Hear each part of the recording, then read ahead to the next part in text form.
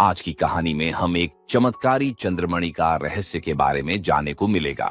कहानी शुरू करने से पहले अगर आप हमारे चैनल पर नए हैं तो चैनल को सब्सक्राइब करें और बेल आइकॉन दबाएं। धर्मपुर नामक जादुई गांव में चमत्कारी चंद्रमणि है जो पूरे गांव में जादू और खुशियां फैलाती है। जहां पेड़ बातें करते हैं, नदियां इंद्रधनुषी रंगों में बहती हैं और पशु पक्षी खुशी खुशी रहते हैं। चंद्रमणि गांव की सबसे ऊंची मीनार में रखी रहती है जो रात को पूरे गांव को रोशन करती है।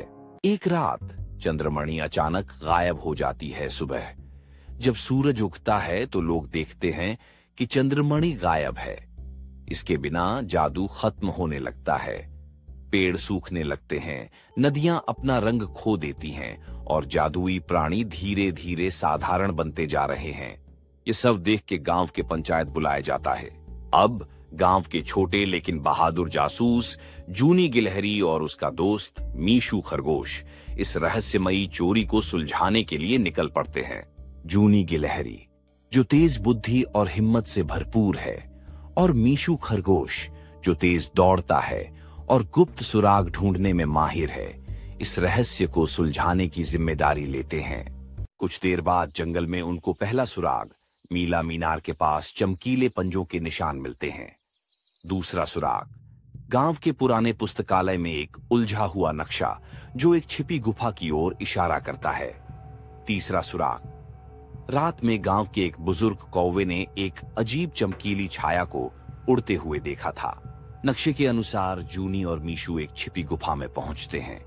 गुफा के अंदर चमचमाते क्रिस्टल और अजीबोगरीब आवाजें उन्हें डराने की कोशिश करती हैं, लेकिन दोनों बहादुरी से आगे बढ़ते हैं। गुफा के अंदर उन्हें शिमर, एक अकेला जादुई तारा, मिलता है। शिमर ने चंद्रमणि चुरा ली थी क्योंकि उसकी चमक फीकी पड़ रही थी और वह अपनी रोशनी वापस लाना चाहता था। जूनी और मीशू को एहसास होता है कि शिमर बुरा नहीं है, बस अकेला और डरा हुआ है।